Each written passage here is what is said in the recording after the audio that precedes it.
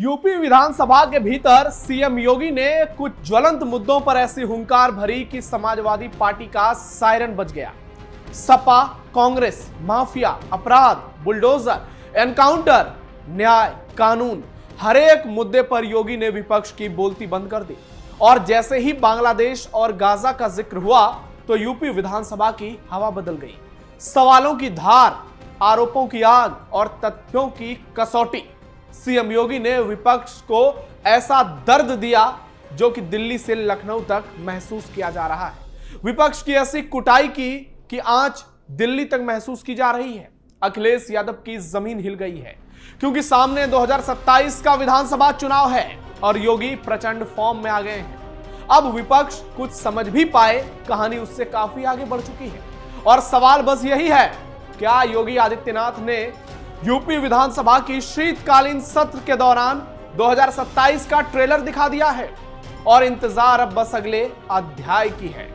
नमस्कार, थर्ड आई में आपका स्वागत है। मैं हूं नवेंदु शेखर झा और आज के थर्ड आई में बात करेंगे सीएम योगी के धमाकेदार प्रदर्शन की जो उन्होंने यूपी विधानसभा में किया है, जिसने विरोधियों की नींव हिला दी है और अखिलेश यादव को 440 वोल्ट का झटका लगा है। वीडियो बेहद शानदार होगी, लास्ट तक जरूर देखिएगा। योगी गरजे तो छिप गए सपा विधायक। यूपी विधानसभा में मच गई जबरदस्त खलबली। योगी ने लगा दी समाजवादी पार्टी की लंका।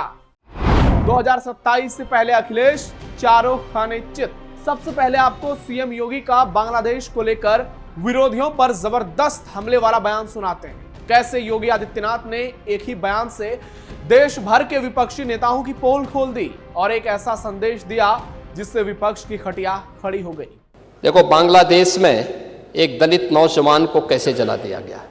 आप लोग गाजा पट्टी में होने वाले किसी भी उस पर आंसू बहाते हैं, लेकिन आपकी जवान से एक शब्द नहीं निकल रहा है क्योंकि एक दलित नौजवान मारा गया बांग्लादेश में और उस नौजवान के मरने पर आपकी जवानी सिल चुकी है क्योंकि आप उसको केवल वोट बैंक के रूप में इस्तेमाल करते हैं।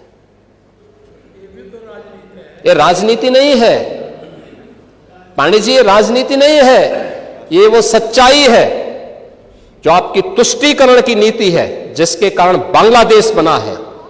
अगर बांग्लादेश पाकिस्तान नहीं बना होता, इस तरीके से हिंदू नहीं जलाया होता, और जलाता तो फिर उसकी क्या दुर्गति होती या वह भी जानता। ये सुरक्षा की गारंटी वहां मारे जा रहे हैं हिंदू, आप लोग नहीं बोलेंगे। एक कैंडल मार्च निकाल के चलते हैं गांजा के मुद्दे को लेकर के, लेकिन पाकिस्तान और बांग्लादेश में हिंदू मारा जाता है तो आपके मुंह बंद हो जाते हैं क्योंकि मरने वाला हिंदू है, दलित है, आप बोलेंगे नहीं। और यही सच्चाई है। निंदा प्रस्ताव पारित होना चाहिए और ये प्रस्ताव नेता विरोधी दल की तरफ से आना चाहिए। योगी के बयान की अहमियत आपको आगे बताएंगे, लेकिन इसी बयान के अगले हिस्से को जरा ध्यान से सुनिए। कैसे योगी ने विपक्ष की गजब सियासी धुलाई सरेआम कर दी और तुष्टीकरण की सियासत को पूरी तरह से बेनकाब कर दिया। सरकार को इस बात की चेतावनी देता हूं और इसीलिए हम कह रहे हैं, नोट करना ये चीजें होनी चाहिए और हमारा भी प्रयास होना चाहिए। जब बांग्लादेशी को यहां से निकालेंगे और रोहिंग्या को यहां से बाहर का रास्ता दिखाएंगे तो उनके समर्थन में मत आना, क्योंकि उनमें से बहुत सारे लोगों के वोट आपने बनवाए हैं, उनके बहुत सारे लोगों के लिए आधार भी बनवाने का पाप किया है आप लोगों ने। इसलिए इन चीजों को ध्यान में रखना और एक एक चीज की स्क्रीनिंग होगी, बहुत प्रभावी कार्रवाई करेंगे।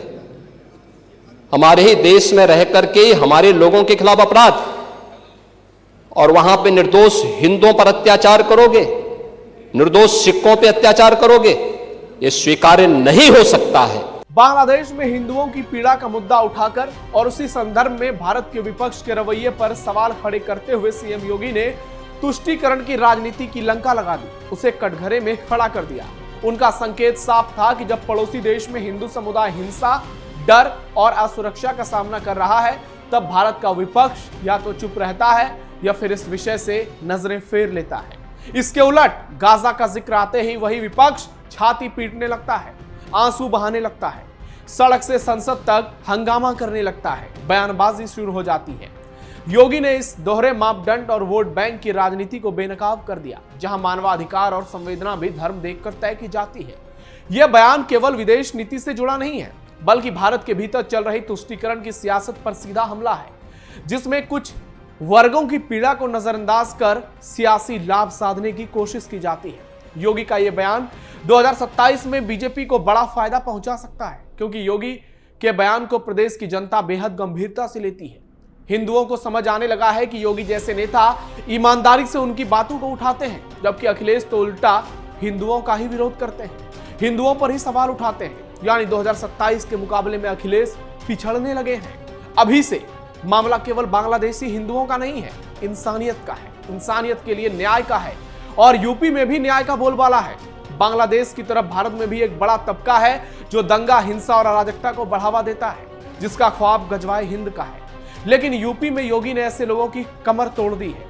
योगी का यह बयान सुनिए। दंगे, जंगल राज, माफिया राज, वन डिस्ट्रिक्ट वन माफिया, गुंडा टैक्स, अवैध वसूली, अभी तो मैंने शुरुआत की, ये तो अभी शुरुआत है।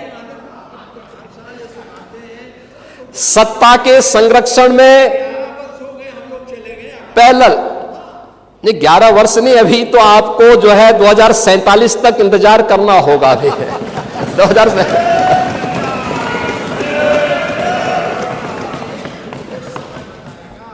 चाहे जो कहिए। आज यानी उस समय हरेक तबके में असुरक्षा का वातावरण था। प्रदेश की छवि अराजकता की थी और स्थिरता की थी। और आज रूल ऑफ लॉ आज यूपी के अंदर है। कोई सांप्रदायिक दंगा नहीं है। दंगाई, ओह, दंगा कैसे होता है और दंगाई का उपचार कैसे होना है, हाँ, तो बरेली के मौलाना से पूछ लो। अब यहां न कर्फ्यू है न दंगा है, अब यूपी में सब चंगा है। यह है नया यूपी। यूपी में न दंगा है न कर्फ्यू है, सब चंगा है।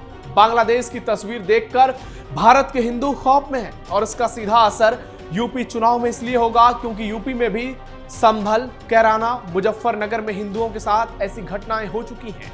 हिंदू पलायन को मजबूर हो चुके हैं और अब बांग्लादेश की तस्वीर देखकर यूपी के लोग जब योगी अखिलेश में से एक को चुनने जाएंगे तो उनके सामने दीपू चंद्र दास की वो डरावनी तस्वीर जरूर आएगी और फिर अखिलेश की हिंदू विरोधी छवि उनको भयंकर नुकसान पहुंचाएगी। सीएम योगी ने हर एक मुद्दे पर विपक्ष को पूरी तरह बेनकाब किया और विपक्ष की हेकड़ी निकाल दी। यूपी में जिस तरह से मौलवी मौलानाओं की हेकड़ी निकाली गई है, उनका इलाज किया जा रहा है, उससे यह साफ हो गया है कि बांग्लादेश की तरह जिहादी ताकतें, कट्टरपंथी सोच योगी राज में नहीं पनप सकती है और योगी आदित्यनाथ इसका सबसे बड़ा उदाहरण है।